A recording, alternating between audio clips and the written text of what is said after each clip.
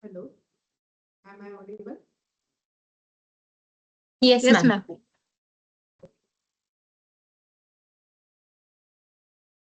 Good afternoon to all. I am Dr. Ujjwala Manoj Patil, Head of Department of Computer Science and Engineering, Data Science, R.C. Patel Institute of Technology, Shirpur. It gives me an immense pleasure to welcome you all to the Faculty Development Program on Generative AI and Emerging AI Technologies. Our department, established in 2020, is committed to provide quality education in the field of data science, AI, and machine learning through an industry-oriented curriculum, model laboratories, research, innovations, and strong industrial collaboration. Our the objective of this FDP is to enhance the knowledge and skill of the faculty members in the field of generative AI and emerging AI technologies. We are privileged to have eminent experts associated with this FDP. Their rich and vast experience in the field of AI and related technologies will provide valuable insights and inspire the meaningful discussion through this program. I'm confident that this FDP will enrich your learning experience and all the participants will make use of this FDP to enhance their knowledge. I hope that everyone will make the best use of this opportunity. Now, I hand over this session to our coordinators, Dr. Preeti Santekar Madam and Professor Yogesh Kumar Pathak sir, to continue with the today's session. Thank you, and I wish all of you for the successful and productive FDP.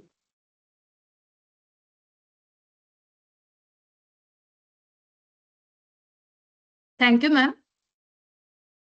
Now, with the blessings of Goddess Saraswati, we will start with our FDB, named as Generative AI and Emerging AI Technologies. It is my great pleasure to introduce our today's prominent speaker, Dr. Prachi Kadam Madam. Madam is an applied AI researcher, educator, and academic leader with over 23 years of experience in higher education and 7 years of dedicated research in artificial intelligence and machine learning. Dr. Prachi ma'am holds a PhD degree in engineering with the specialization in applied AI from Symbiosis International University, Pune. Her research focuses on computer vision, machine learning, generative AI, and their applications in healthcare, nutrition, and intelligent systems. She is currently serving as Professor of Practice at Golden Gate University, California, where she teaches applied AI, responsible AI, machine learning, and AI ethics. She also works as an AI consultant, helping organizations to adopt AI-driven solutions for innovation and the transformation. With her extensive academic research and industry experience, we are delighted to have her with us today. So, on behalf of Department of Data Science, R.C. Patel Institute of Technology, Shirpur, I extend a warm welcome to Dr. Prachi Kadam Madam and invite her to deliver a today's session. Please, ma'am.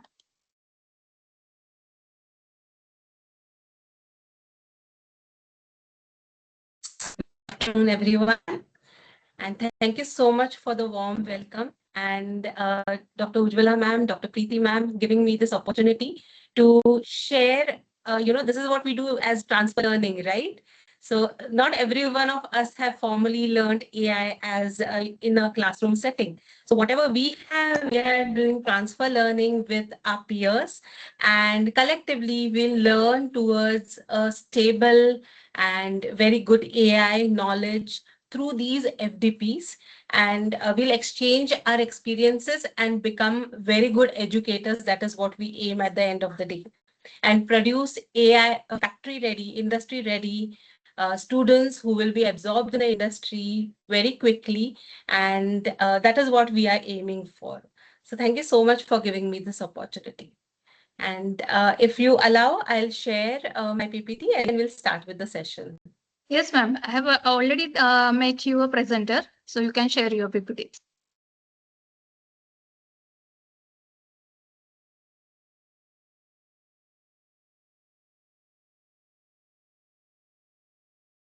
I hope my screen is visible. Yes, ma'am. I'll make it in a slideshow.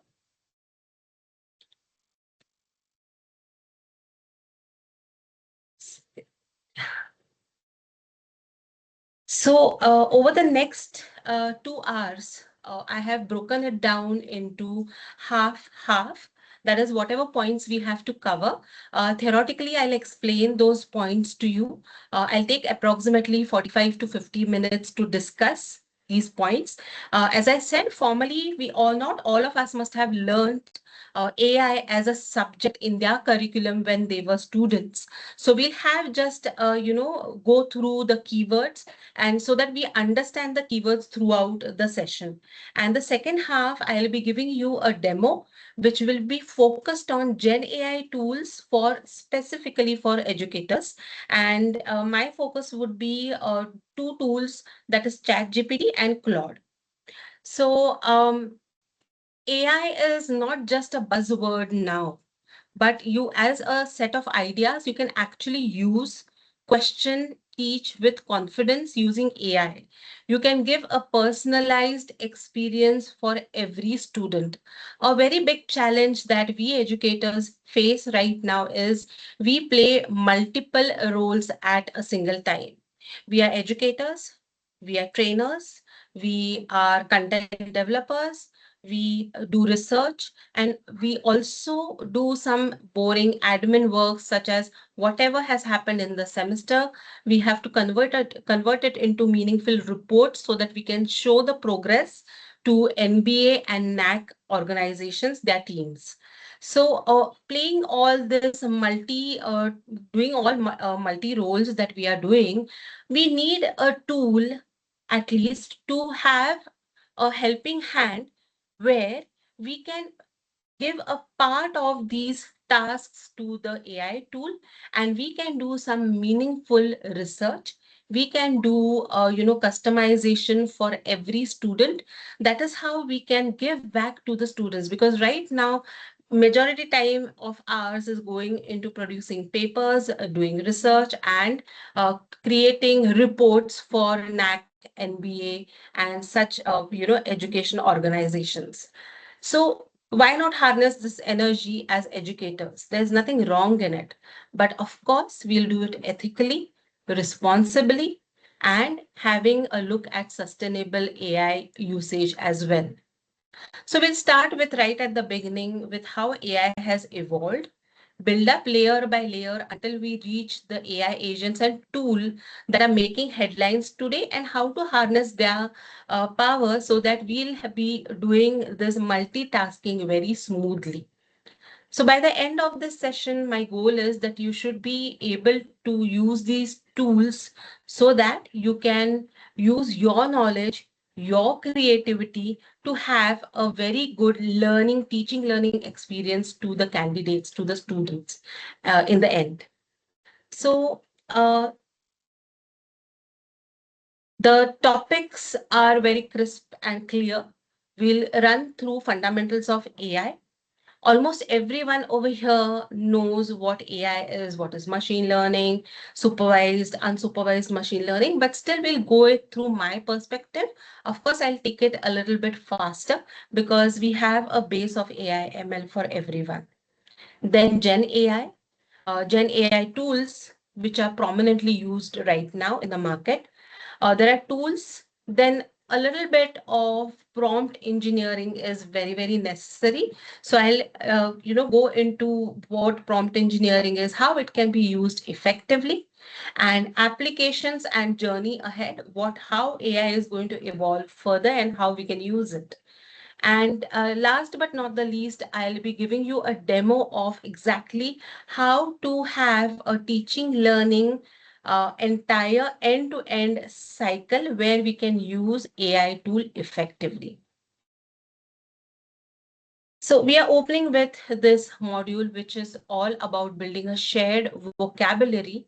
Before we can talk about ChatGPT or AI agents meaningfully, we need to agree on what do you mean by AI? Because right now the word gets used for everything from simple calculator function to a fully autonomous robot. In the next few minutes, we'll trace how AI has evolved from rigid following programs to a flexible, creative, and increasingly autonomous systems we interact today, because we'll be able to see their power. It's very amazing. So this is how AI has evolved. So what are the four stages through which the AI has evolved? First is simple rule-based AI, where a programmer sits down and writes if-then instructions. For example, a email spam filter. So the programmer will tell the AI model, the black box, that look, these are the spams and these are not. And that will be incorporated in a rule that if these words are there, then it is a spam. Otherwise, it is not a spam. So this is the rule that was given by the programmer to the AI model. So when a email comes when a new email comes as a test email, this rule-based AI system, it is going to categorize this email into a spam or not spam on the basis of finding the words that were given in the rule. If those words, few words, one word, or all the words are found in that particular email, it will be labeled as a spam. Otherwise, it becomes not a spam. Here, the machine does not learn anything. It simply follows the rules it was given as many times as you ask. So the rules are set, and it will go on repeating the same task again and again, following that rule. The second stage here that it evolved into was people started thinking, why not take it ahead and ask it, the model, to learn something. That step is machine learning. Machine learning is where things start to get really very interesting. Instead of a programmer writing every rule by hand, we show the system thousands of examples. So there are thousands of email samples which have those keywords maybe, and those we show it to the AI model, and it will learn that, okay, if this word comes, then it is going to be a spam. And over the period of time, the keywords will be fed to this machine learning model, and it will update its knowledge, and the spam filter will work as whether that email is a spam or not spam. So the modern spam filter, it doesn't need someone to list down every scam phrase that comes in the email. It has learned from millions of past emails what a spam tends to look like statistically. That is how a machine learns. Now this evolved into generative AI. This is the third stage, which is the main focus of our discussion today. Instead of recognizing only a pattern, spam or not spam, whether this image is a cat or a dog, Gen AI systems learn the underlying structure of data so well that they can create brand new content. Say, for example, essay samples are given to Gen AI. So what it will do is when Gen AI gets a new prompt saying that generate an essay on this topic, then it will create a essay which was never written before, or it will create an image which never existed. A block of code even is generated. I'll give you that demo later. And this is formalized from the prompt that is given. From Gen AI, then we move on to agentic AI, which is getting evolved. It is the hot topic right now. So this is where the system stops answering and starts acting, planning a sequence of steps using tools like web browser or calculator, checking its own work and carrying out multiple tasks with very little hand holding. So a very beautiful example of agentic AI is me and my team recently, we worked with HR team of industry, and what they wanted was the starting phase of filtering or interviewing the candidates. We automated it through agentic AI. So right from taking, or posting the need, the job description on social media, getting the CVs or resumes, hundreds, 400, 500 resumes for one single post or job, and then filtering them on the basis of the requirements that was given by the hiring manager, then having a interview, automated interview to understand whatever has been written in the resume by the candidate is the same that really exists, because that is where it is going to catch whether the candidate has written authentic data or included authentic data in their resumes or not. So, and then giving a call whether the candidate was selected or not. So this entire process, we had generated a agent, uh, AI based agent, and it worked very beautifully, and which reduced the workload or the pre-scanning process, which usually the HR faces because they always have a crunch on people or workforce management that goes in HR. So once they have a set of CVs, then they can have meaningful interviews or technical interview rounds further, where actually the hiring manager is needed. And that is how the process was automated. So going ahead, so right now we are working in that particular zone. But why does this matter today and in this discussion? Because AI is no longer confined to research labs now. It is actively reshaping education, healthcare, finance, manufacturing, agri-tech, social media even, and the creative industry, other creative industries, even civil engineering or commercial real estate market and so on. So I have worked on many of these domains where AI can be applied. So that is where my role is, how AI can be integrated into the day-to-day life of any of these domains. So that's the big picture actually. But why do we need to talk about it? And we need to have very clear distinction where AI is going to be used. Do we need AI to be used right now in this particular process? And if we need to use it, how meaningfully we can integrate AI in that process. Now, there are two key distinctions over here. These are some vocabulary which I would like to introduce to you. The first one is narrow AI and predictive AI. So narrow AI is built for one specialized task and nothing else. The example that I gave you for HR screening, it is going to do only that task. That is an example of narrow AI. Or another example could be face recognition. The AI model is going to do only face recognition. It is not going to generate emails because it's not generalized. So that is called as narrow AI. Predictive AI is a step further.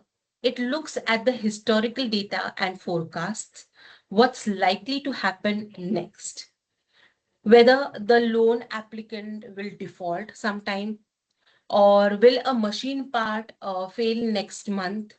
So this is a very good example that we had worked. We had worked on whether a particular part in the machinery, which is going on a conveyor belt, it was captured real time, and we had to predict whether that particular part is faulty or not faulty, or does it match to the quality that has been defined by the company. The second, and this is the distinction where people mix up the most, is What is AI? What is ML? What is deep learning? What is generative AI? So in very simple terms, AI is a broad field and it is the umbrella under which all these fields come. So machine learning is simply one approach within the field, specifically the approach where machines learn from the data that is provided to it via any of the algorithms, supervised, unsupervised, etc. But not every AI system uses machine learning. Then deep learning versus generative AI. Deep learning is a technique which uses layered neural networks that's very good at recognizing patterns. This is, say, for example, you are training a deep learning on scans of tumor. Then scan showing a tumor could be identified by deep learning. Whether it is cancerous or not cancerous, that also can be identified by deep learning.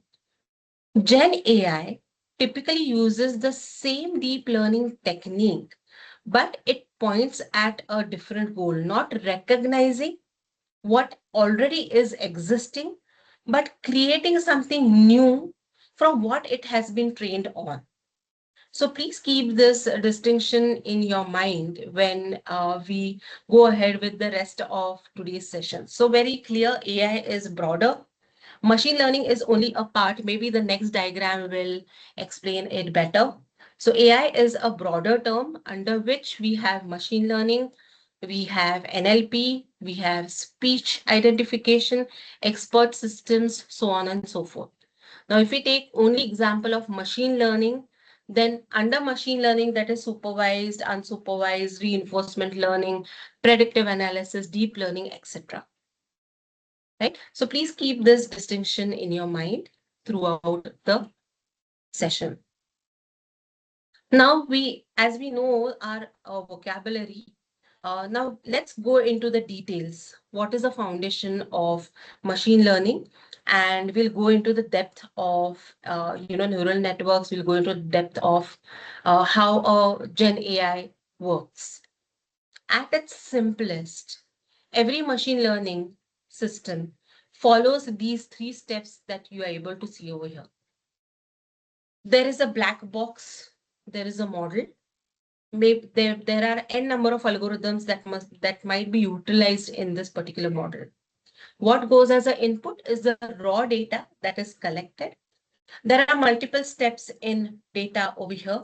The raw data, it could be, there could be feature extraction, feature engineering, there could be data analysis done, and then it goes to the model that learns the patterns. And the third part is then it makes predictions on the new inputs it has never seen before. So what differs between the systems is how the learning actually happens. And there are 3 ways in which this learning can happen, which is supervised machine learning. Everyone knows that supervised machine learning is trained on the label data.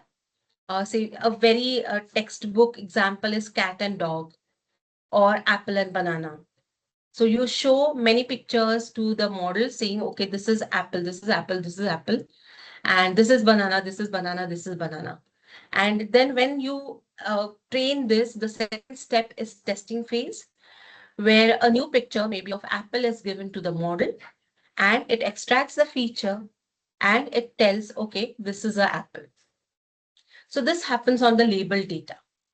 Second part is unsupervised machine learning, where the raw data is not labeled and the model is asked to find the structure on its own. So the model learns the patterns. Now that is the beauty of unsupervised machine learning algorithm or the model that we are applying. It studies the images that is given or the text that is given, and it identifies, okay, this is an apple and this is a banana. That is how it goes. The third is reinforcement learning. There is no fixed data set at all. So why don't I take instead of going all the textbook definitions, I'll go into the details of a good example. There are kids in the room, and in supervised, I make 3 categories. I make 3 clusters of these kids, right? In the first place, in the first cluster, I give the kids a kit, which is to make a car.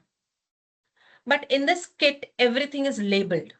Right from this is the structure of the car, this is the engine of the car, these are the windows, these are the doors of the cars, and this is the battery that you have to insert over here.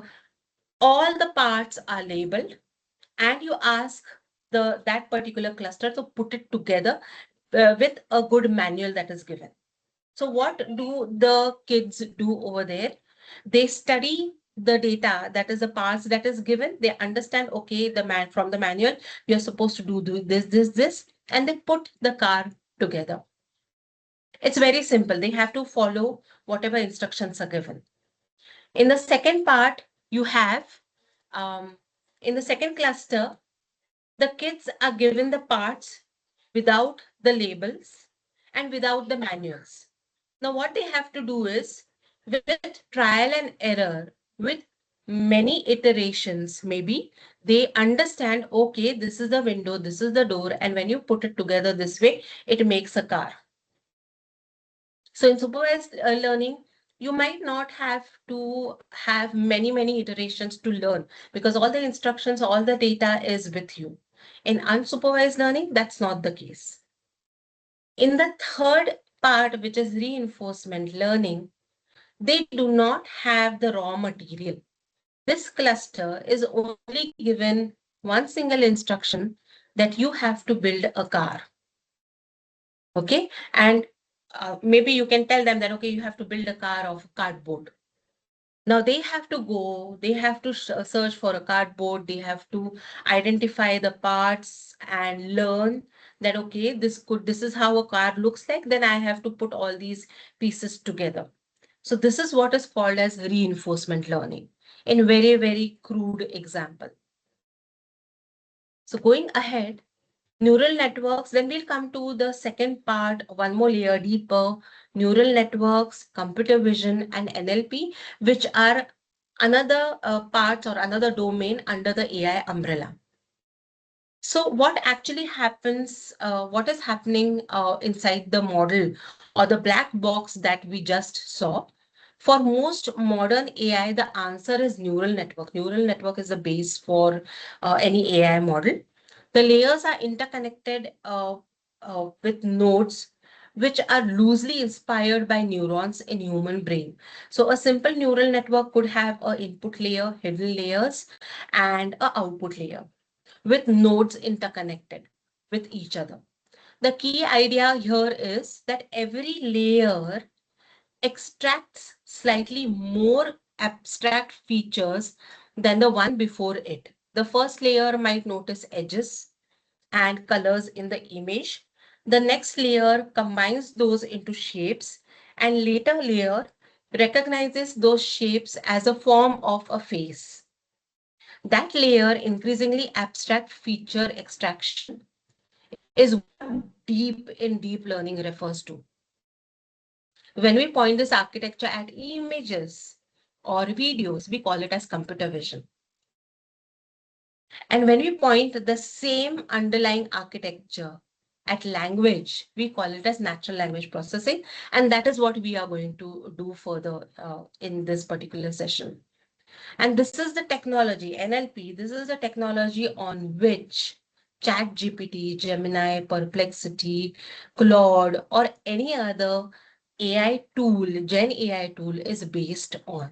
So there are tools where you can give a prompt and ask them to develop a slide or a PPT. So they will do that, simply writing instructions in natural language. The AI model that works behind on the basis of neural networks is going to learn that language. It will dissect that language and understand, okay, this is my task that I have to do. That is how NLP works. Now we'll go in depth of Gen AI.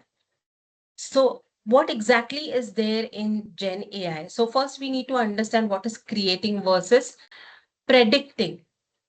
Traditional AI is fundamentally a sorting machine, as we have seen. Given an input, it places it into one of a fixed set existing categories: spam, not spam, fraud, or legitimate. Gen AI does something categorically different. It doesn't just do sorting, it produces entirely new content on the basis of the text, images, audio, video, even software code is generated. I'll give you an example of that later. And all of these did not exist before we asked the AI model to do it. So how does it manage that?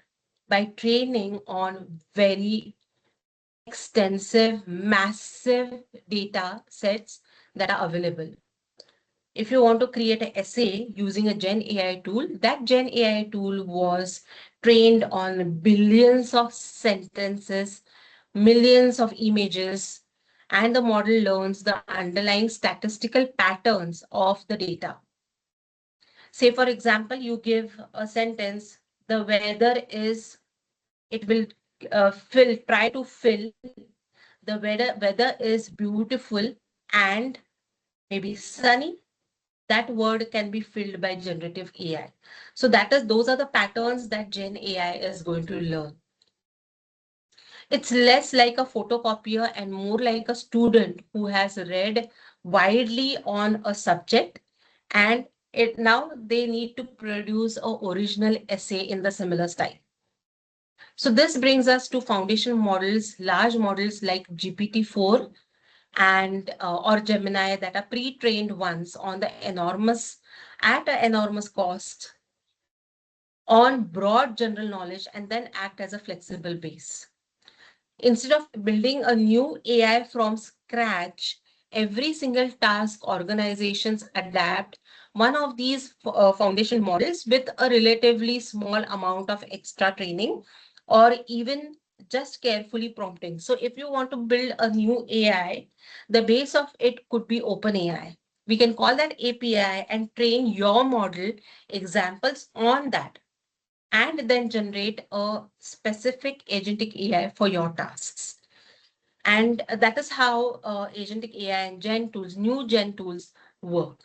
So that is simply like they have already the trained setups ready. There are trained models ready, and then you train it with your new data or customize it for your data and give a prompt and get the output from it. So now I'll just quickly cover, because we are short of time right now. In 10 minutes, I'll cover the base of LLM and transformers as well. So and prompt engineering further. So large language model LLM is trained on literally billions of pieces of text, and through that exposure learns to understand and generate human like essays or any written document for that matter. So what made it possible was its base is transformer architecture. Its central innovation is something called as attention, a mechanism that lets the model weigh how strongly every word in the sentence relates to every other word. So for the example that I gave, the today is a beautiful weather. So it will connect to sunny, rainy, stormy, something like that. When weather comes, it is going to relate to the weather types further. That may sound, a little bit more technical, but it is genuinely the single innovation that unlocked the entire Gen AI boom right now that we are in. So for the model to actually process language mathematically, the text gets broken into tokens or small chunks of words, even parts of the words, and each token is converted into an embedding, a long list of numbers that capture its meaning and how it relates to other words effectively. Everything the model does in this numerical space. So every word is given a weight that tells that, okay, you have, this is the important phrase in that entire text sentence that is given. So finally, it's worth separating two words people often use interchangeably: training and inference. Training is expensive, one-time process of all these models that are working, and it learns from large data sets. It can take weeks and days for this enormous computing power training of a particular architecture.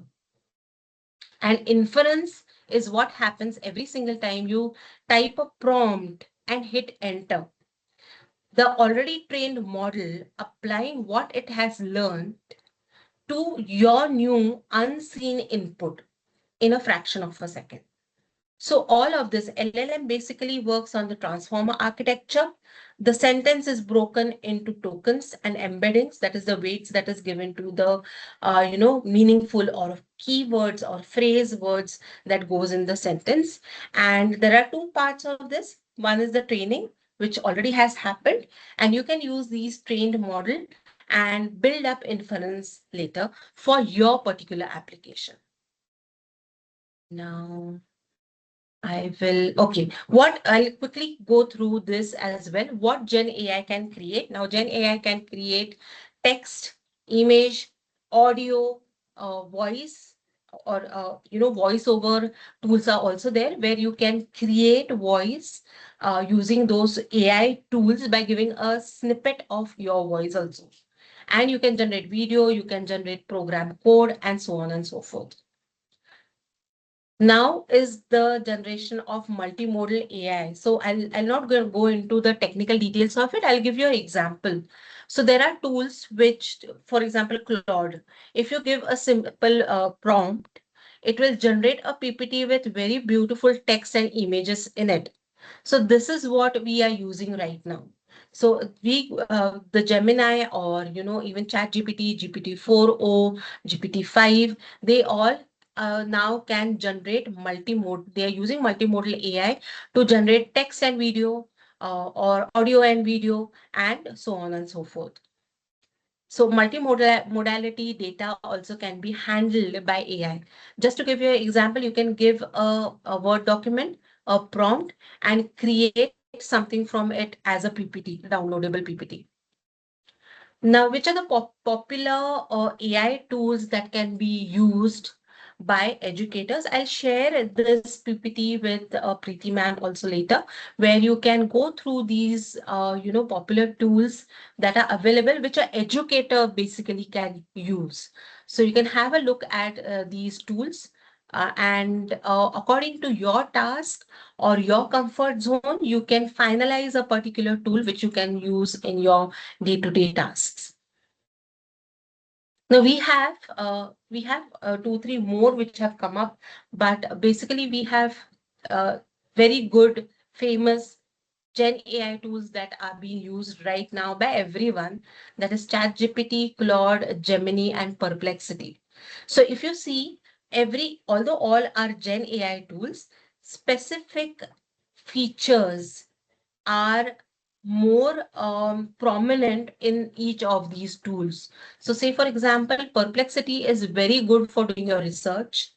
Claude right now is very good in developing a code. That demo also I'll show it to you. And ChatGPT, Gemini works very beautifully on images, and ChatGPT works on text data or creating essays and doing assessments and stuff like that. So, as I said, according to your comfort and how do you like the look and feel of a particular tool and for what task you are using, you can zero down on a particular tool there are immense amount of tools available right now. There is Synthesia, there is 11 Labs. You can generate very good videos with good voice over with these particular tools. I will take prompt engineering where you need to understand the importance of prompt engineering. Why prompt engineering? Because prompt engineering is something which we need to learn scientifically. This relates to sustainability. So you must have heard that there are huge data centers being set up in US and everywhere around the world, and they are basically using water, tremendous amount of water. So if you give one single prompt, there is liters and liters of water that goes into cooling the data centers right now. So you have to think from the point of, sustainable AI, ethical AI, and make use of prompts effectively. So how you can do that is there are many frameworks that are available. So this is the base. How does a Gen AI work for prompt engineering basically?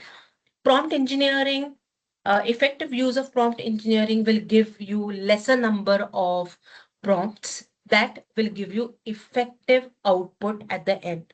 So the user input, whatever the user writes in natural language, that goes as a prompt for the LLM. The LLM then dissects that sentence, tokenizes it, does embedding processing, and then creates a response from what it has understood from those tokens or the phrase words that are there. And it will generate a output. And whatever output is given, you as a domain expert are going to analyze that output, and whether you have effectively got what you intended to do. Then if not, then you are going to repeat or modify the prompt that you had given at the start and then repeat the process again. So, yes, okay, I'll just go through this also. So, how the prompts work, or how are the prompts utilized by Gen AI? So we interact with AI as though we are speaking to another human. The AI is going to dissect these phrases and then get meaningful instructions from the sentence that we have given. The conversational AI systems are designed to feel natural. They do not think, reason, or understand the world in the same way as humans do, because they are going to pick the phrases and then take it as an input task, and it will create an output. LLM models operate by identifying the patterns within enormous amount of training data that has gone into it. So when you enter a prompt, the system analyzes the sequence of the words and predicts what next is more likely to come. And also it understands the context. So every response generated by the model is based on probabilities rather than genuine understanding. So that is where it differs humans and AI. So even if you have AI to do your tasks, the real brain is over here with the humans, not with AI, right? So this distinction is very, very important because it explains both the strengths and limitations of AI. The system can generate remarkably fluent and coherent responses because it has learned from so much data previously. But it can produce inaccurate results, it can hallucinate and create wrong information as well. So that is the downside of AI, and it has happened. I have experienced that. So the core skills that are necessary for writing an effective prompt is we need to have good communication skills and giving instructions in a precise natural language. Critical thinking is necessary. How you can write frame a problem in a creative language. So creativity is also very necessary. Problem solving skills, adaptability, and data interpretation is also a skill that is necessary, specifically for prompt engineer. And fortunately, unfortunately, now the educators also need to be good prompt engineers, because we need to harness the power of AI tool, any Gen AI tool. So we need to learn these skills effectively. So there are different frameworks for prompt engineering available right now. One of the very good frameworks, which is called as 5S model, which I have been using to create effective prompts. With minimum prompts, I am able to get good output. So first S is about setting the scene. Tell the AI chat box context or the role or the expertise that the the model has to generate a particular output. We'll see this via example. Then be very, very specific in writing the instructions. Say, for example, if you want a literature review in a tabular format, then you need to specifically mention this. Or you want the summary of a paper in, say, 100 words or 250 words in a paragraph style, or in a bullet style. That these are the specific instructions that you need to give. Then use a conversational approach with the AI in very simplified language. Don't use very flowery language, then the context might be missed by AI. And tell the chatbot how the structure of the output should be. And then share the feedback and repeat this till you get the output that you can then later modify and use it for your classrooms or your meetings further. So there are many frameworks available in this particular prompt engineering as such. And you can go through any of these frameworks, and whichever you feel that, okay, this is particular framework which works best for my task, then you can go along with that particular framework. I'll not go into the details of the framework. So what I'll be covering in the demo is, creating lesson plans, generating PPTs, defining personalized learning paths for the students. Then in assessment, creating question paper generation. Nowadays for NBA and NAC, we need to show a section where it is written that what is innovating teaching learning practice that you have utilized in every semester, and it becomes really very difficult for you for us to come with those ideas as well. So this is where you can make use of AI tool, because they have a very broad database from which they can pick up and create a new or innovative task for you. Then a little bit of research and administration tasks as well. How you can do, I'll give a demo. First, we'll complete the PPTs. Okay. Now, applications of AI. I mean, we all are educators. We have guided or supervised many learners under us. So you have, you also have an array of experience where AI can be applied. So be it healthcare, be it automotive industry, finance industry, uh, commercial real estate industry, digital twin in manufacturing, in retail, human resources. I gave you an example of HR, and it can also work in software or agentic workflows right now, where it is specifically used to AI powered software development. So now, right now, there is a very very intense buzz that the IT industry is going to be in trouble, maybe in few months or few years, where all the software developers will be replaced by AI. But that is that is not going to happen. Basically, a software engineer with no AI knowledge will be replaced by a software engineer who knows AI. So we need to train our students, we need to train our learners with how to utilize AI in whatever role they are going to go further. Because today, even in any of the data science tools, be it Tableau, be it Power BI, be it Word, Excel, any of the tools that we use day to day, those tools come with Copilot. So Copilot is nothing but it is a AI part which is embedded in that particular, say for example, in Power BI tool to create a Power Query. And that is nothing but prompt engineering at the end of the day. Then I'll just touch on a very important, a smaller, not explode, but very important part of AI, which is a responsible AI adoption.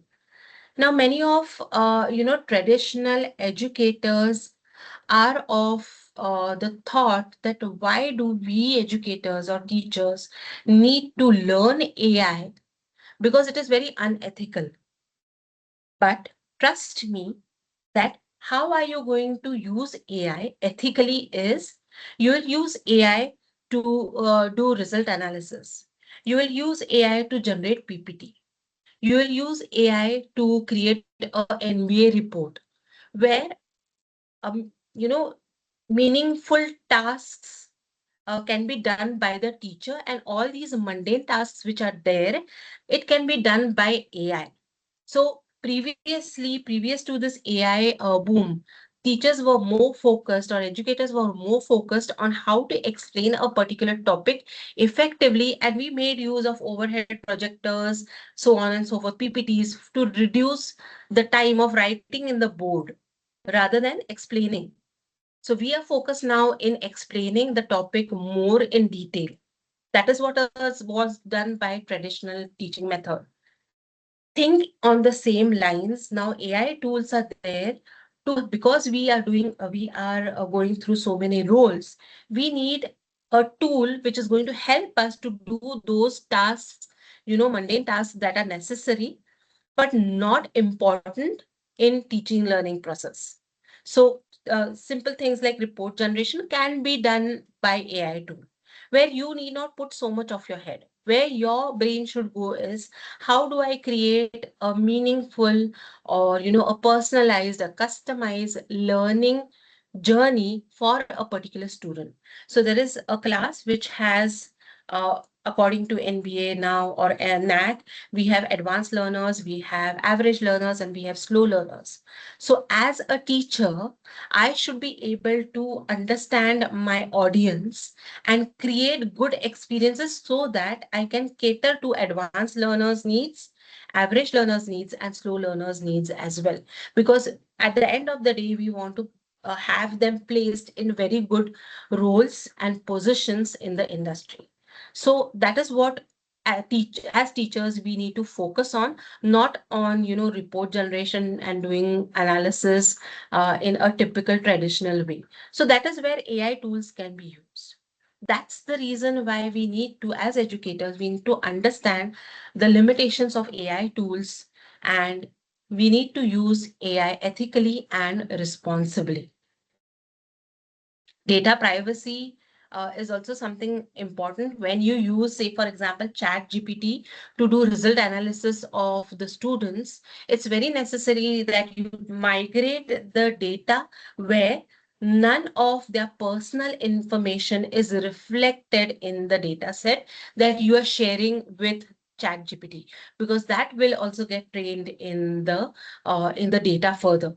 So that is something which is there, which we need to consider. So data privacy is very, very important. Data security is very, very important.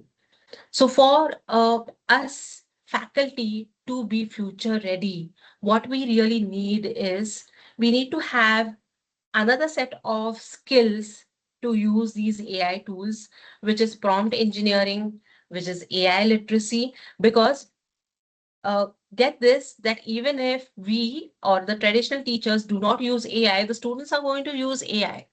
So for that, we need to learn AI so that we'll understand the setbacks of AI and what could go wrong if the student uses it wrongly.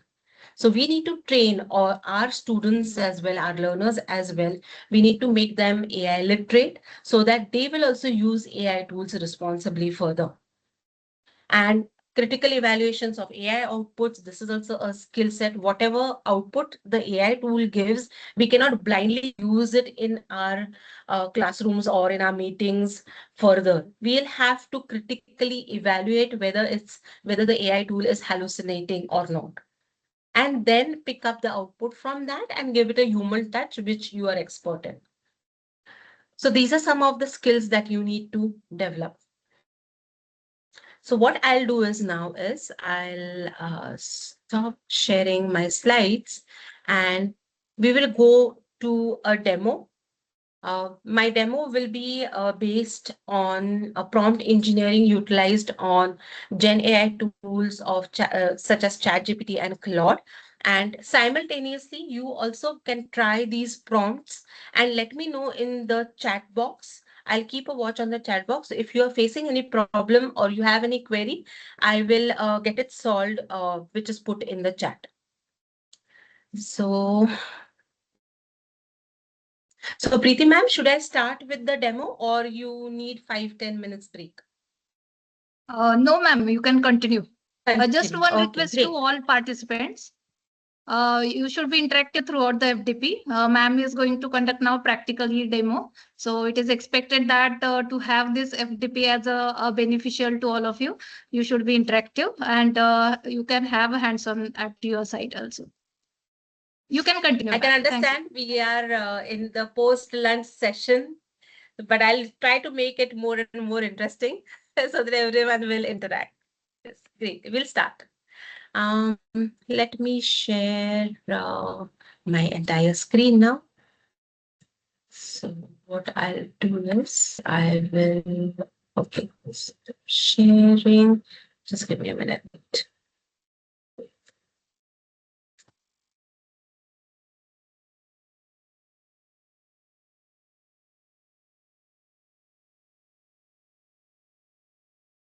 Okay. So here, what through my experience, I have generated a few prompts that I have already utilized. So I'll pick up few prompts from here and show you how you can modify these prompts as well. This is just a base, prompts that are given. You can modify and work out which prompts work for you fine. Also, you can create a workflow for your tasks. Say, for example, analyzing the data. We have continuous assessments throughout the semester. So for CA1, CA2, and CA3, and the final assessment, you can have a agentic like workflow prompts ready with you, and you can utilize it further. That will reduce your time further for result analysis. So what I'll do is, yes, great. Now, first thing, done.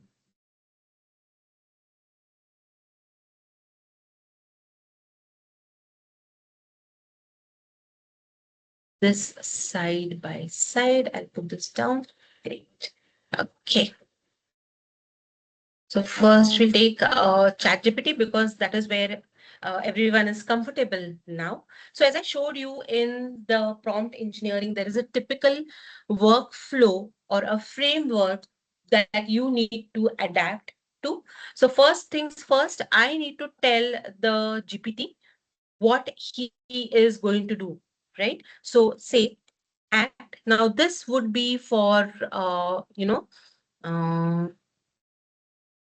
for generating a lesson plan or for a particular or design a curriculum. Say for example, now for we have our majors and minors also being developed in many of the institutes. RC, RCPIT college over here, they have majors and minors curriculum, or those particular subjects are being developed by various colleges as well. So if the first task that comes to us is that we need to have a major or a minor in this particular vertical, say for example in civil engineering, uh, digital twin in finance or digital twin in education. So we can take that as an example and we can develop a entire curriculum for this particular subject. So for that, I'll tell the chat GPT that act as an experienced digital twin professor instruction designer in active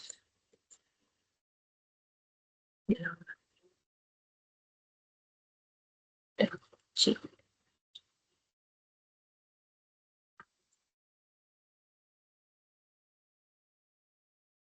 with expert education.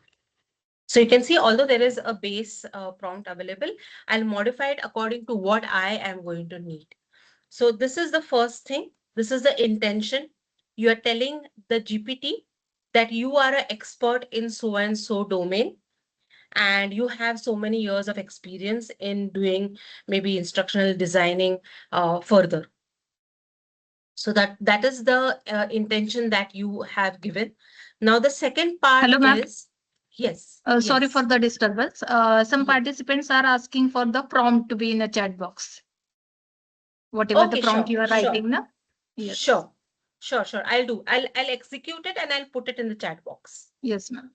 Yes. Great. Okay. And then I'll give the instructions that develop a 45 hours, or I'll give it a short version, 30 hours course. Develop a 40 hours course for digital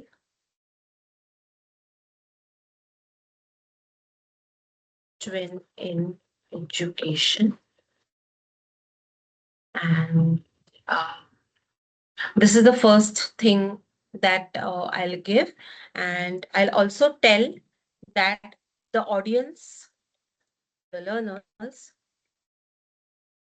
have base or fundamental knowledge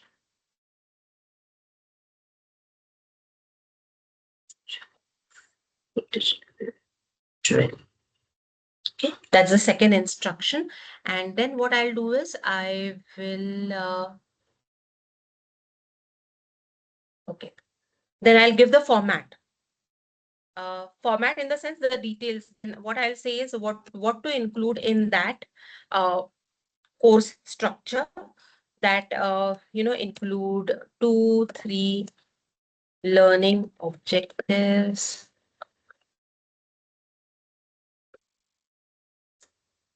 is written with loops taxonomy. And second,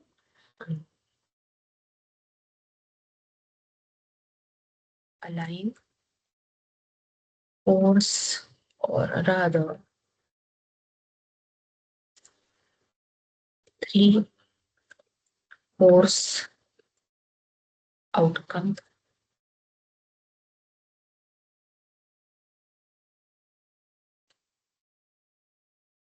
aligned with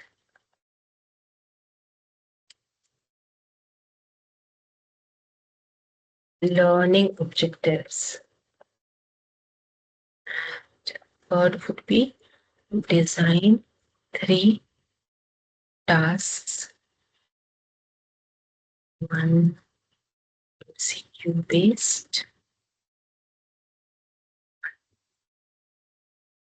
essay based, and 1 project based learning. So these are some of the instructions that I have given, right? So what I'll do is I'll paste this in.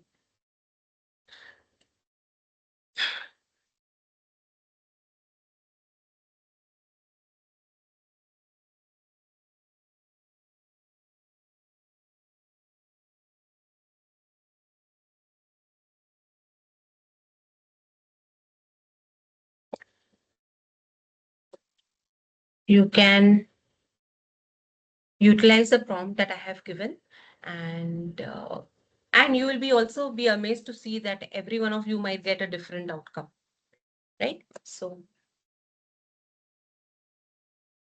yes.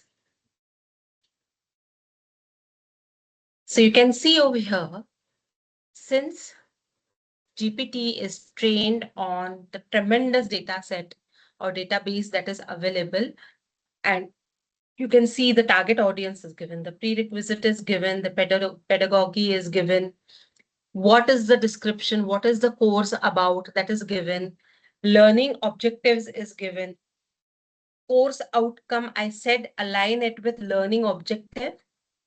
You can also tell that align the course outcome and learning objectives with vision and mission of your institute.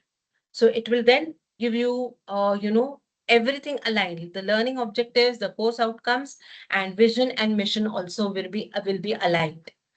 So that is what you can give. It is divided into 6 modules. The detailed syllabus is given module wise, and this is how the output you get. The second, the the third part that I gave was design 3 tasks.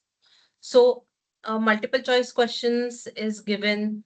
You can also further tell that, okay, design a multiple choice questions of 10 minutes with 20 questions further. And you will have a question paper also made on that. Essay-based assignment can be given. You can observe that I had not given the marks for 30 hours course. What should be MCQ? What should be the total marks of essay base? What should be the total marks of project base? And what should be the collective marks of all these tasks that I had not given? So the GPT has itself given, assigned some marks to it and given the output over here.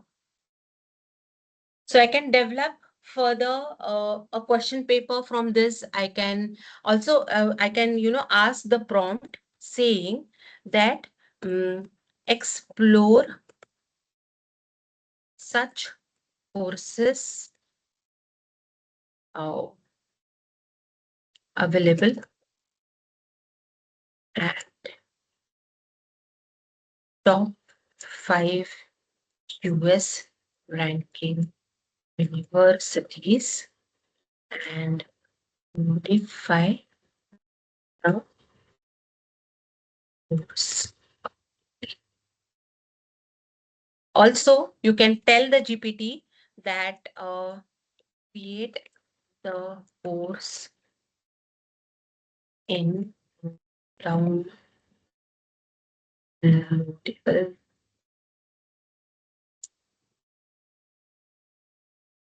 mathematics. That also you can give.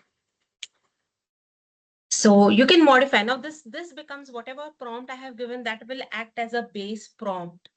And you can keep on asking more and more details for the first time for the chat GPT to give you a detailed information on. You can see over here, I had told that, okay, modify this particular course on the basis of top QS ranking universities that are there. And it was modified and a downloadable format will be given.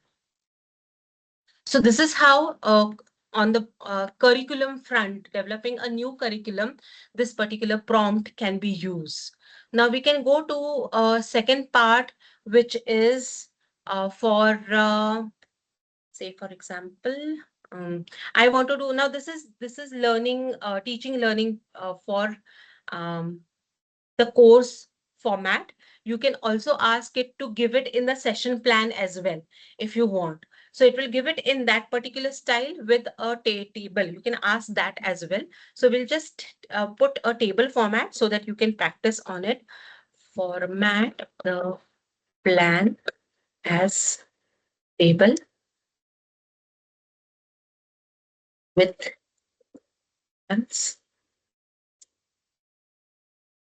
pick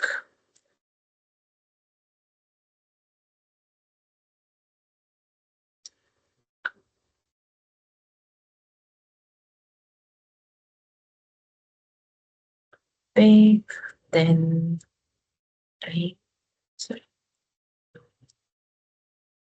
faculty, then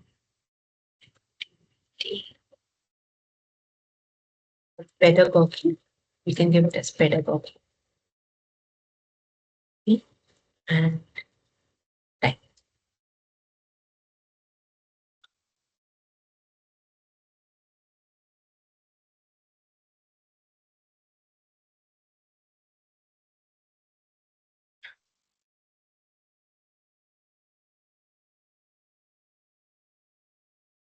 It will give you a table, and where I told that, okay, give it in a a table format.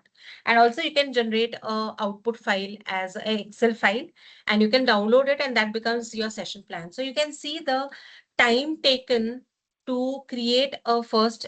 See, sitting in in your workplace, you might not have the data of what MIT University or, Stanford University, do they have so many courses? Do they have this particular course or not? We may not have that particular knowledge, but that knowledge is there with GPT tools right now. So you can utilize this knowledge to generate a new curriculum, which takes a base from these top QS ranking universities, because that is also needed to be given in a new course that you develop, and then go ahead and modify this in the format that NBA or NAC requires.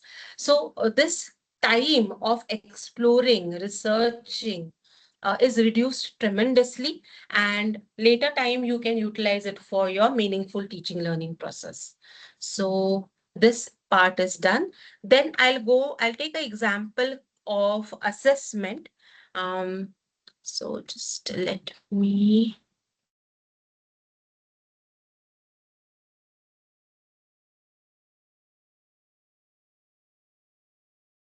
Just give me a minute. I'll just pull up the files that I'm going to need for assessment. I'll do that. Yes.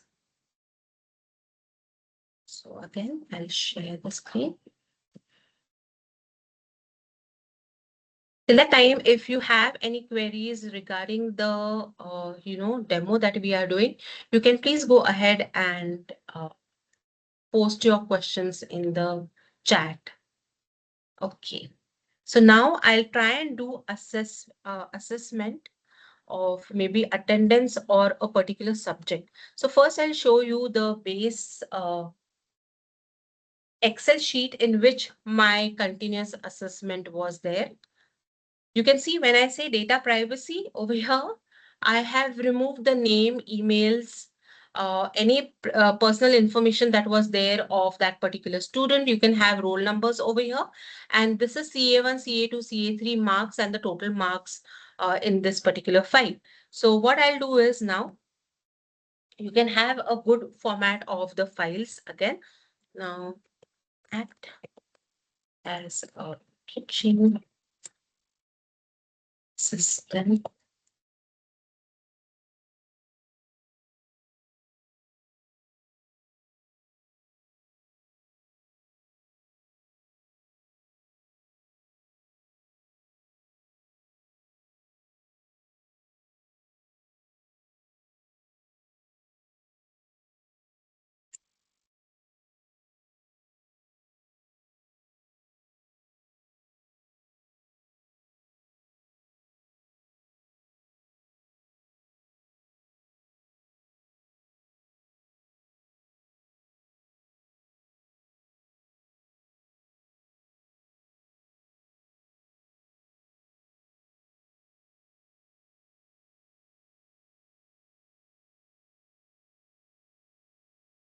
There is one question in the chat box, ma'am.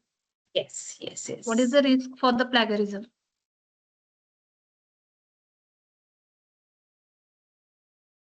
Okay. Plagiarism in what sense, if you could elaborate?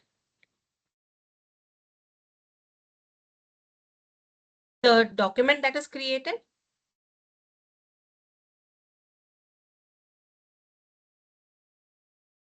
Might be they are asking about that.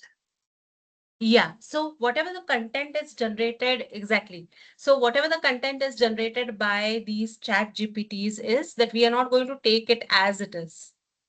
Right? So this is just a simple way to explore. Maybe I should have given that, okay, shortlist or download or give me the links where such similar course are available in these universities.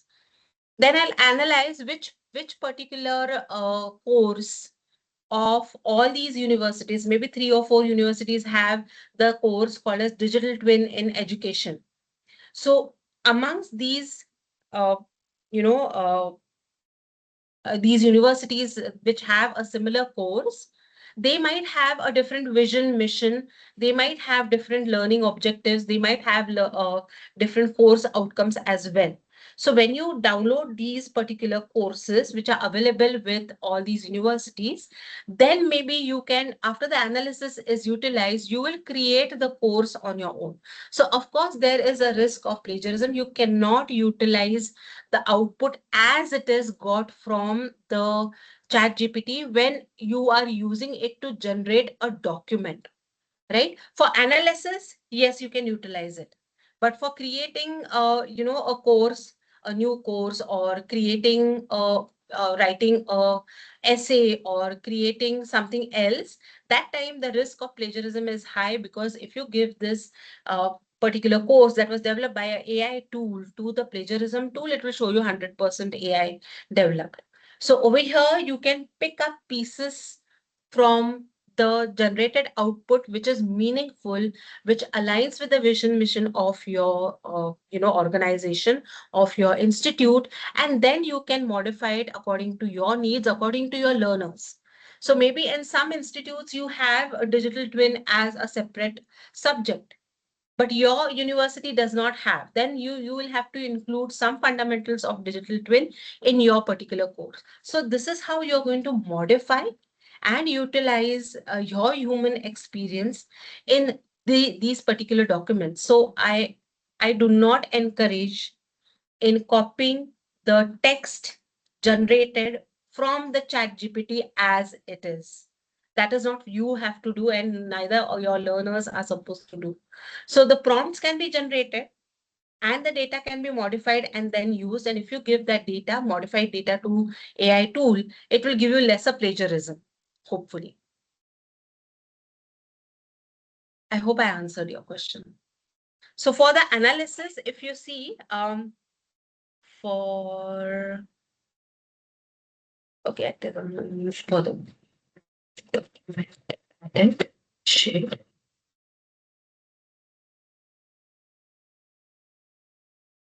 the document shared, analyze, and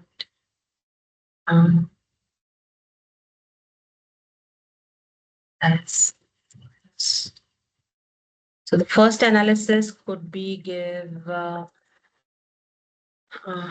top 5 ranking students.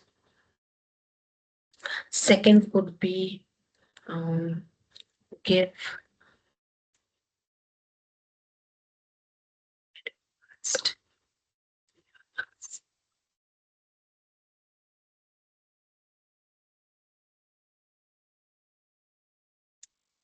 and 75%. So here I can give the rule and average learners. So that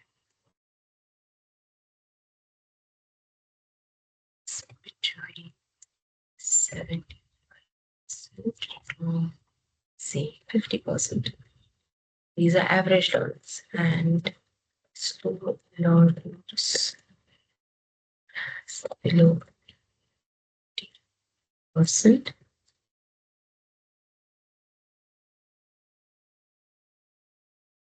This must be CA1, CA2,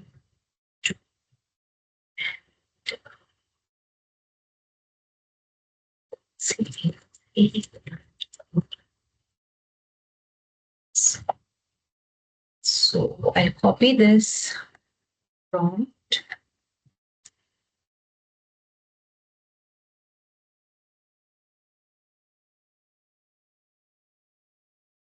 Sure. Dr. Sumit, what I'll do is, Professor Sumit, I'll share my PPTs and PDFs and the study material, whatever I have, with Preeti ma'am, and she'll further share it with you. So this is it. Now we'll see the output. I have to share the document. Now this is something you need not worry about plagiarism, because this is the data. This is a task that you have given to ChatGPT to do You are creating an analysis. Basically, you can give this prompt in Excel as well if you have a Copilot in Excel available. Right, great. So it will give you a very beautiful output.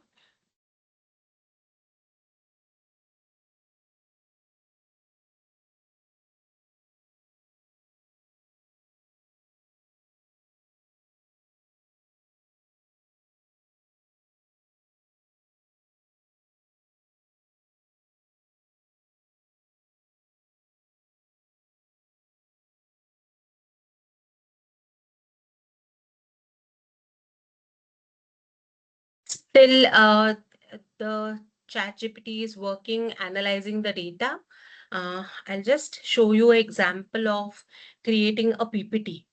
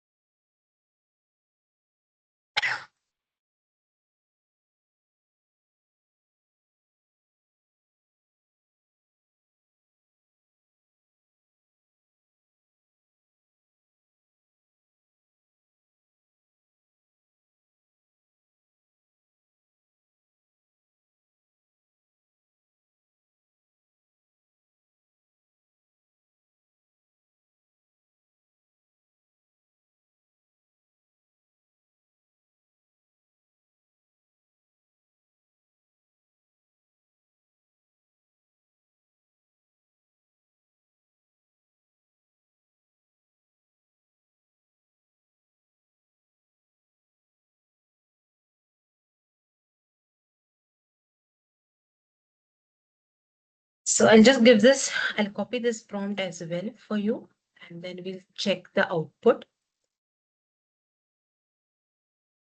Let's check what, yeah.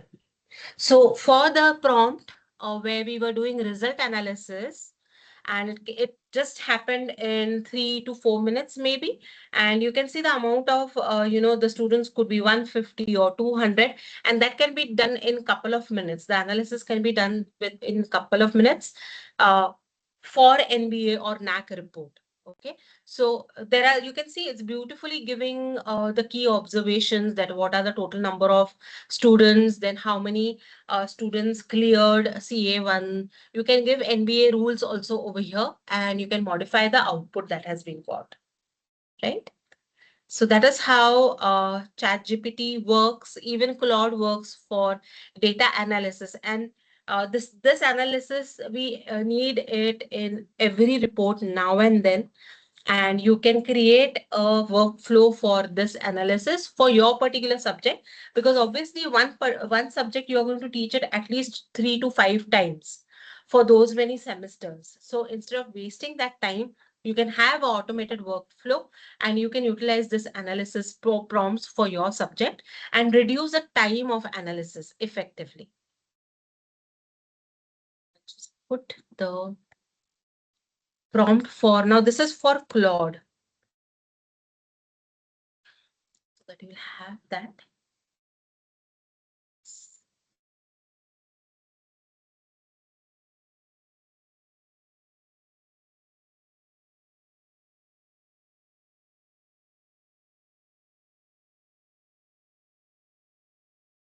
Okay, now what I'll do is I will show you an example till Claude is developing a PPT.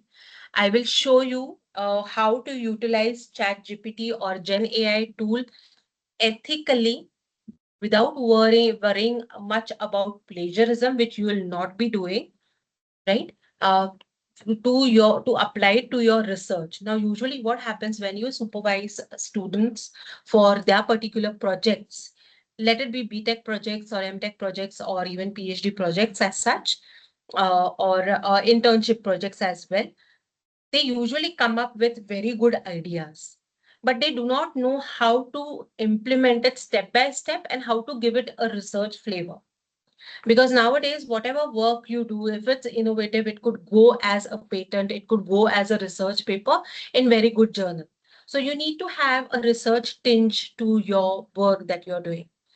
And it starts with literature review, right? You have the idea, the students have the idea, they get it to you, and you know how to scientifically perform the research on the topic that is given to you.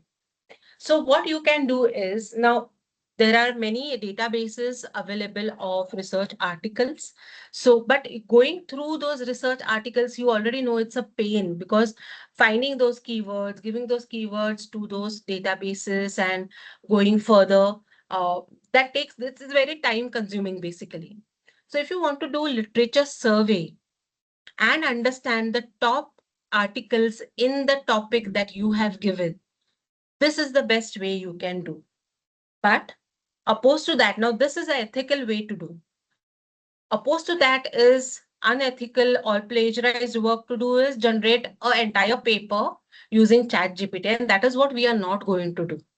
So what we would do is remain in ethical section, be responsible, and make use of any Gen AI tools this way for research.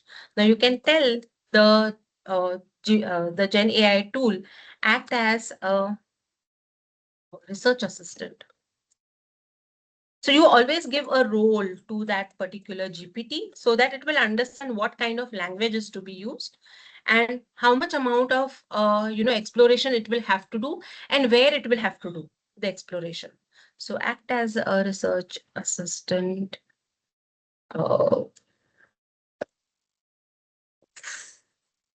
Many years experience in research. Correct.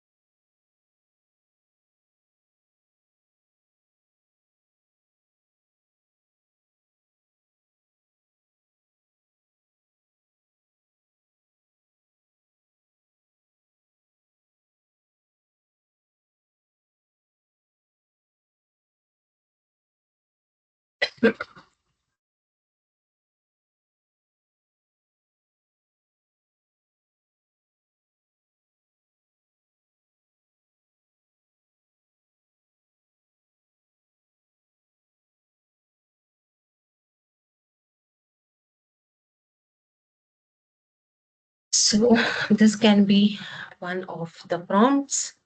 This is the research streak that we are trying now. I'll put that prompt over here. Now this again is for ChatGPT.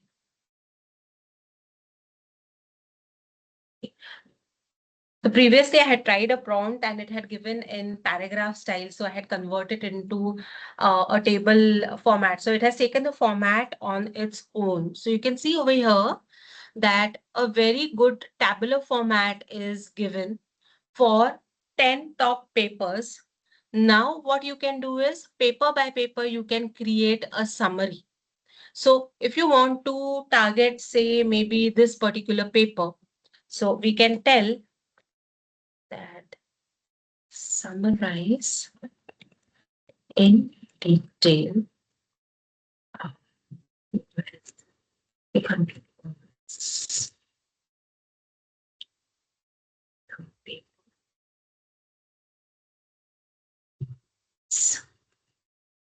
so it will give you a summary of the paper. You can also tell, okay, give its strengths and weaknesses. What are the pointers for future scope? That also you can give it as a prompt over here, and it will tell you now from the future scope of that particular paper, you as a researcher will understand, okay, this is the part that can be taken ahead for research and then utilize it to implement it in the project. So this is a framework in which you are going to staying ethically without worrying about plagiarism. You'll be able to work in the research space as such. And you need not take these words word by word. This is just a summary given to you for your understanding as a research for that one particular paper. And you can go on, you can give, and my suggestion would be why I have given away only 10 papers is that if you give 50 papers as the number at the start, any AI or Gen AI tool will start hallucinating. So it's better to go in chunks. So don't go with entire. So if your research supervisor has asked you that, okay, create a literature survey, and you have only 3-4 days to do it or a week to do it, and you want to do it very quickly, and you give 50 papers in the starting of the prompt, trust me, it's going to hallucinate and give the same summary to 2-3 different papers as well. So let the batch number be lesser. Let it be 5, 7, or 10 maximum for these papers. Okay, let's check if, yeah.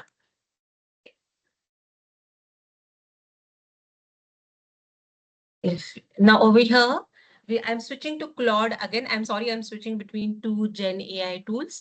I showed you teaching learning, few of the teaching learning prompts in ChatGPT. I also showed you how to do result analysis. The same can be done for attendance analysis as well. And I have shown you how you can utilize any Gen AI tool for your, research. Perplexity gives very nice outputs in this research space. So you can try that out. Now, the second part of teaching learning process was to generate PPT. Now, that also is a pain because you have to invest lots of amount to generate beautiful PPTs, which are effective and which explain what you want to do. So I'll just download this because it is not displaying the next PPTs. Oh, it's loading. Okay. Yeah. So here, if you're able to see the PPTs that were generated on the topic. Now, you as a human expert are going to critically analyze every slide, whether the information is correct or not correct. So you can see these are very professional PPTs that were developed by Claude for you. So it has reduced your time and effort in generating the PPTs. Now you can put your time into researching the topic and developing your notes, your personalized notes, so that the learners will take most of your teaching in the classrooms. So I'll quickly switch to when generating group content, how we verify it is absolutely correct. Okay, Sasmita, this actually depends on your expertise. So say, for example, you are an expert in it depends on your expertise. Expertise also you can verify it by going to Google, or best way would be going to your library.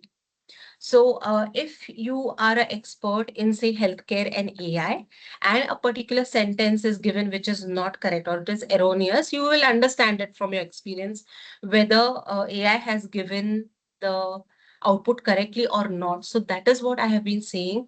This human in loop, this expert human in loop is very necessary. You cannot pick up anything and everything that is generated by Gen AI tool. You are the human expert in that particular domain, and you have to validate and verify whether the output given by AI tool is correct or not. Now, applying this to research space, when I tell ChatGPT or any of the Gen AI tool that download these particular papers, okay, now how do you verify? Basically, exploring those papers, that time is reduced. Now, this will give you more time to go into the depth of every paper where you can download that paper and quickly go through the abstract and the findings of the paper, and then verify whether the output or the summary given by ChatGPT is correct or not. That is very, very necessary step when you are trying to do either research or you are trying to generate PPT or documents from Gen AI tool for your particular topic. Right. So that gives me very few time. Let me go through if I have included. Yeah. So I wanted to show you teaching learning, how you can include, how to do assessment. You can create very good rubrics also. I will show you that as well.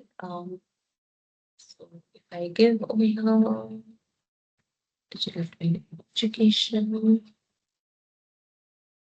Now, coming back to teaching learning, what I wanted to show you is rubrics creation for a particular essay writing, maybe. So for assignment,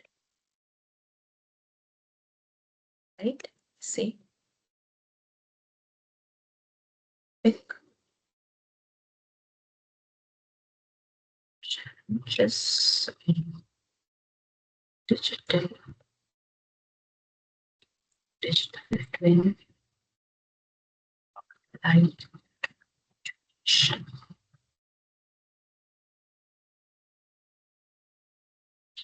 rubrics. Notes. It say maybe 5 rubrics that align with course outcome. Right? So this is a very simple prompt that I'm showing you how the rubrics are generated. I'll just paste this. Yes, for generating PPT, you can always give your own content and rules and the syllabus, the learning outcomes, everything you can give it to via that particular prompt. Okay, so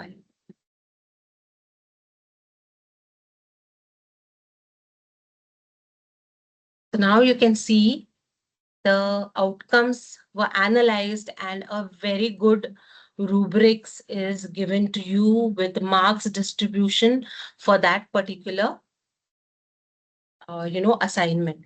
Now, having this rubrics ready, even if you have now, you would say that I have created a particular assignment as an essay writing, and you have to go through all the essays and you have to give them meaningful marks. Also, you have to give reasons why you have given that many marks. So hence the rubrics. Now, what you can do is if you have too many assignments, maybe 150 essays are submitted to you, then you can remove the personal information, or you can also give format in which the essay would be submitted by the students to you. Those soft copies can go batch wise as a prompt to this particular chat, and you can have your assignments analyzed against the rubrics that were generated. So that also you can do very quickly. So for maybe 100 assignments, you need 10 days to, given all the responsibilities that you have, you need at least 10 to 15 days to check those assessments or the assignments, the essays that were submitted to you by the learners. So after a time, you go into auto mode and you tend to do mistakes. So instead of doing that, the time is reduced. Accurately, the chat GPT will be able to do the assessment for those many assignments that are submitted over here. So you can tell the chat GPT that, okay, act as my teaching assistant for this particular subject and assess the assignments that are shared with you, and you can literally click and share those assignments against the rubrics. You can give the rubrics also, share the rubrics with ChatGPT or the Gen AI tool, and you can analyze batch wise the assignments that are submitted to you.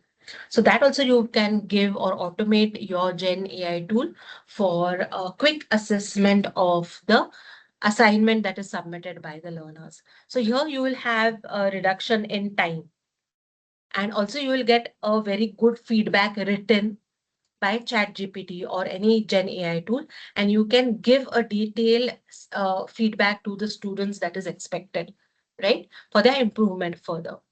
I also showed you at mark analysis, that is student performance prediction also can be done via those marks. You can create very good NBA documents as well, or NAC documents as well. If you have a structured NBA or NAC document, we can give the sections of these NAC and NBA documents as input, and it will insert the data in that section and will create a course file for your subject in that particular format. And that is also possible via ChatGPT or any Gen AI tool. You can use Claude as well.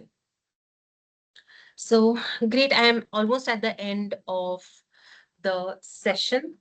There are so many things to show in this particular space, of how to utilize or generate effective prompts for educators to reduce their, time in the repetitive tasks that they do, creating good, meaningful reports for their management as well, to take actions, to create reports and create a feedback system, so that that report can go as an input to placement cell.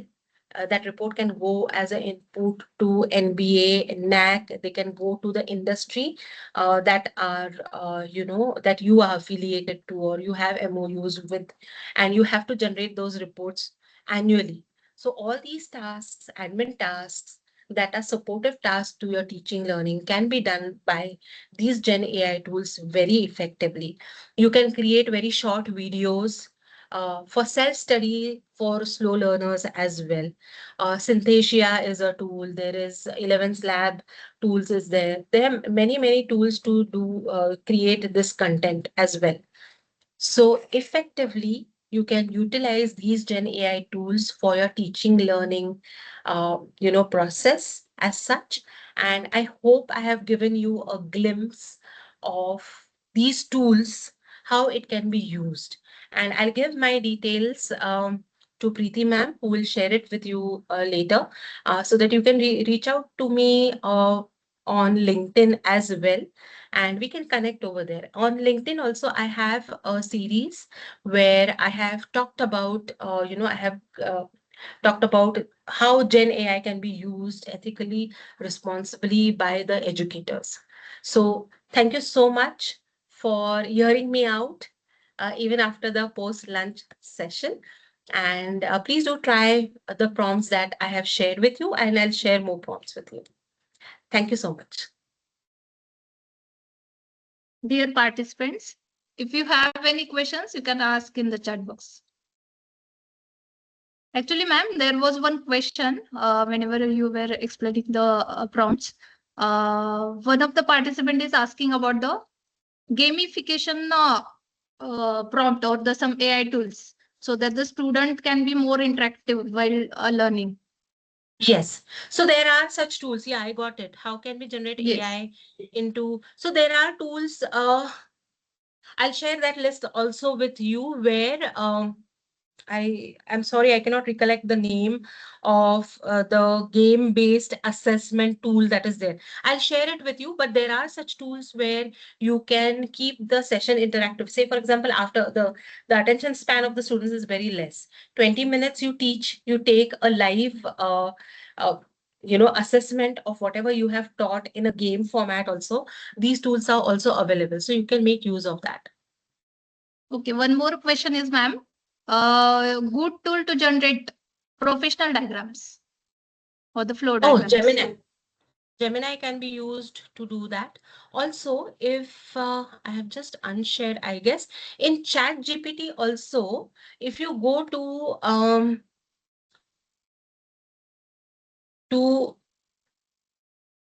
let me check. Yeah, you can have image-based tools as well. In Chat GPT, there are different models also available. If you can explore those models, there are specific models for generating, images or diagrams.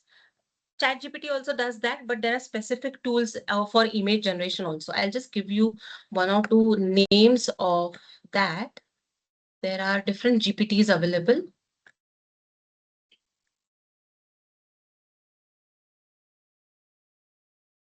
So I will just share.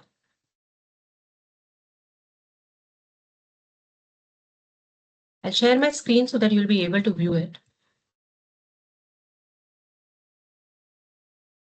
Yes, you're able to see it. So over here in more, if you click on GPTs, you'll be able to explore the GPTs that are available. I'll just expand this so that you'll be able to see.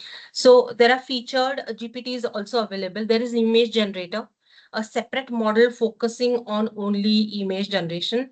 There are co-pilots, even coding co-pilot. Oh, I forgot to show you the code for Claude. It gives really very beautiful output. If Preeti ma'am, if you could give me only a few minutes, can I show that demo? Yes, ma'am, sure. It will be beneficial to us. So in Claude is very good in generating code. So if I give it as actors, technical assist or teaching assistant with maybe 15 years. Thing, yeah. Right. Unsupervised.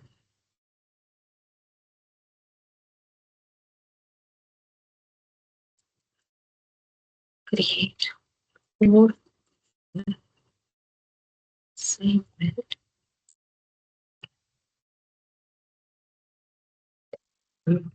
for implementation.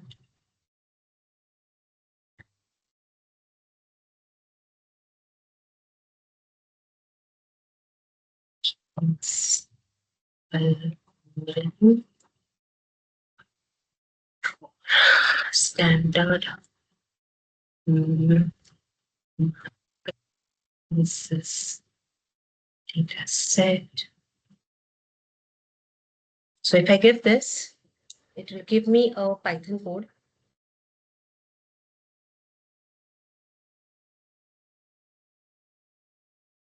It also gives you a beautiful GitHub style formats. That also I'll show it to you.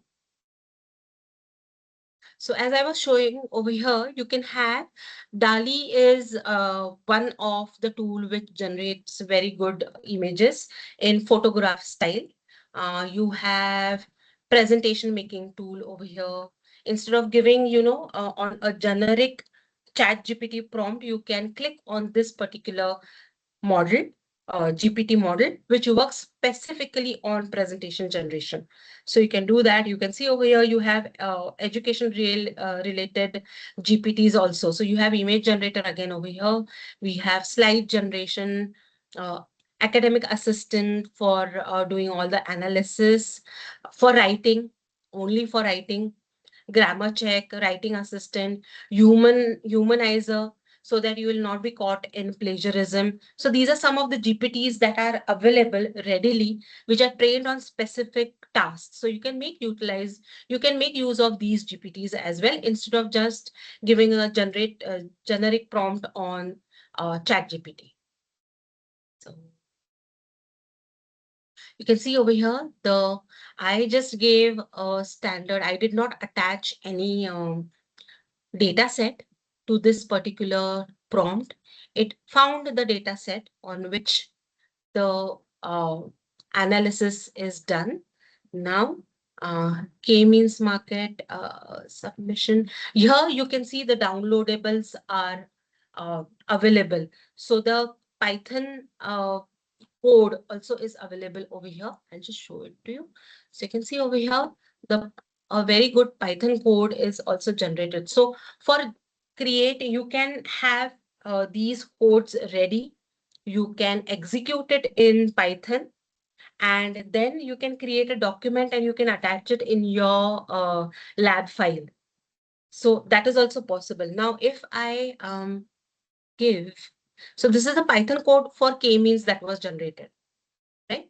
Now you can download this code, you can execute it, you can have captured the output that is given to you. Now you can also have give the output in GitHub style for the students to implement it. So if I give this, it will give me GitHub style documents that can be downloaded, and you can create your own GitHub login, and you can have all these outputs and all these documents uploaded on your GitHub profile. That will make your GitHub profile stronger as well. So you will have a README file and further.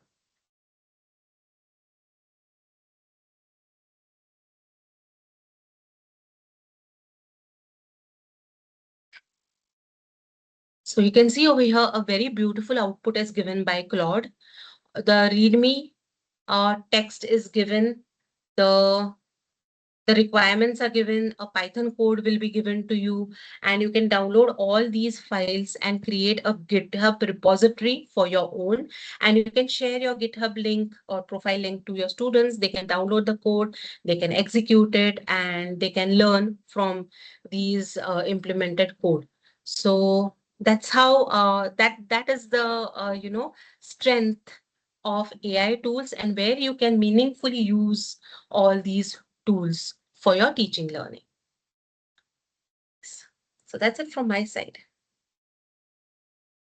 So any other questions? One more question is there, ma'am. Can we use AI generated images with directly having a content in our research paper? Means Yes, taking the image because directly given. yes, you can, because the content will be the exact content will be given by you, and you will be modifying that content as well, but you will have to specify that this is a AI generated image. Then the plagiarism tool will not catch it. So you have to declare. Basically, when I say ethical use of AI tool is, you also have to declare that I have utilized prompt to generate this particular image. So you can declare that, and you can utilize it. That's possible. One more question, madam. Is it a free version of the Claude, whatever you have shown us today? Gamings. Yes, you can. So I have a paid version as well, because I have to do more processing and stuff like that for my AI consultancy. But you can utilize free version. Only thing is that there is a cap on how many prompts you can use. So 5 to 6, after you utilize 5 to 6 prompts, the Claude says that your prompt number of prompts that you have utilized is over for today.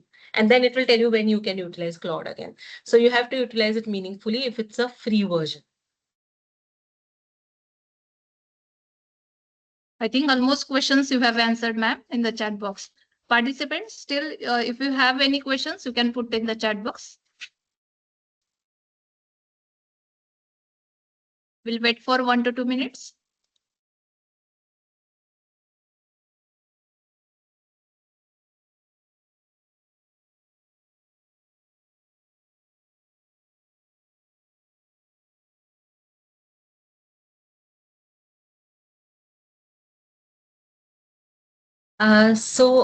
Professor Deepak, if which system are you utilizing, and can you tell me which particular prompt is not working? Is it ChatGPT or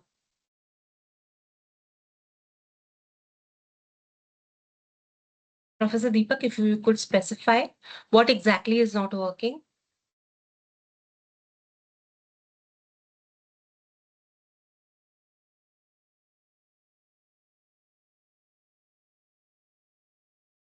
They are saying about the Claude.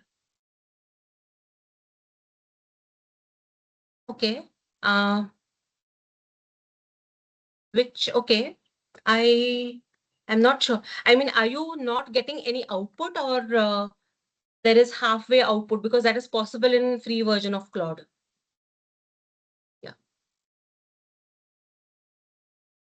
So they create, yes, it's due to the free version. Sometimes it purposefully hallucinates so that you can go and buy it.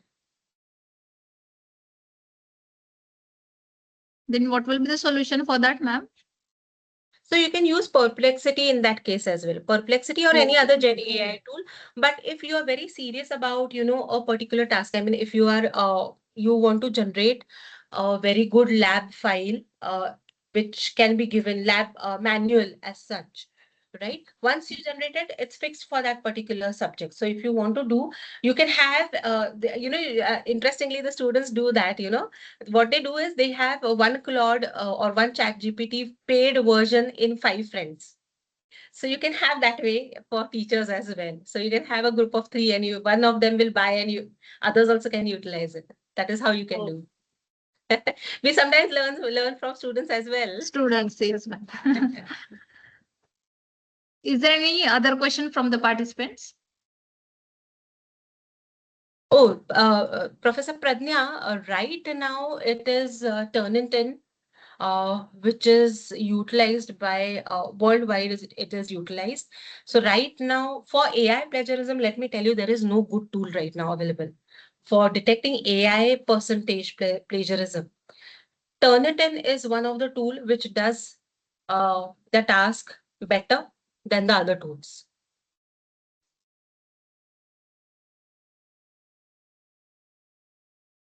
Okay, Dr. Mohit is asking about how we can design the LLM model. For that, we can have another session. Yes, yes. Okay, I think all the doubts of all participants have cleared by ma'am. That was very good. Yes, ma'am. Last question I would like to take, Yes. Professor Swati. If one account is being used by different domains, like one academic, no, it shouldn't matter. I don't think there will be a problem. Only thing is that you'll have to utilize the login details. So now that much trust you should have with your peer members. 2 people can have, bought the Claude or any other paid version. You can do that. Okay, is there any more question from the participants? So I think questions are now over. They are still, maybe they are still with They having the may queries. be. Yes. Yes, I know, yes. I know. Yes, but That's thank you, ma'am. okay. Thank you, ma'am. It was a great session. You started with the evolution of the AI, how the machine learns. Then you have covered the how LLM will going to work. Then you are switching, or the main thing is that you have stated the difference between creation and the prediction. That is very important. And then you have switched to the generative AI tools, how to use for the research, how to use for the academic purpose. Even the students can use for that coding purpose and can improve their skills. So that was very informative session to all students as well as the faculty also. So on behalf of Data Science Department, RCPIT Shirpur, I sincerely thank to you, Professor Dr. Prachi Madam, for giving such a nice and informative session. So really, it will be helpful to us for our teaching purpose as well as the research purpose. So participants, if you have any feedback or the anything you want to say, you can just have in the chat box. Meanwhile, Professor Patak sir, are you there? Yes. Hello. You can announce Yeah. about the eligibility for the certification. Yes. So, dear participants, I have shared 2 links in the chat box. First is the feedback link, and another one is the quiz that I have shared. You have to give the feedback as well as quiz. The links are open up to 8 p.m. today. Attendance, we are monitoring the attendance through the MS Teams. So attendance will be automatically monitored. You have to just submit the feedback and quiz before the deadline. Thank you, ma'am.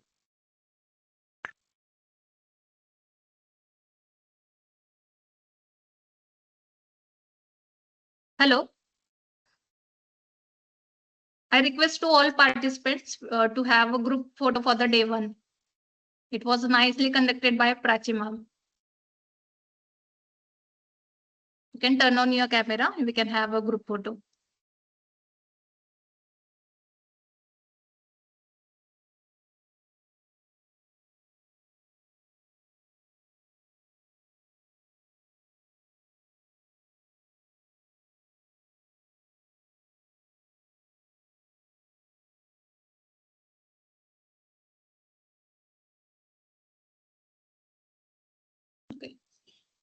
Okay. I think camera setting we have done it with the disable. It's okay, no problem. Patak sir, can we have the end of the session now? Yes, yes. Yes. Thank you, ma'am. Once again, thank you very much. You. Thank you. Have a great Dear day, partic- everyone. Thank you.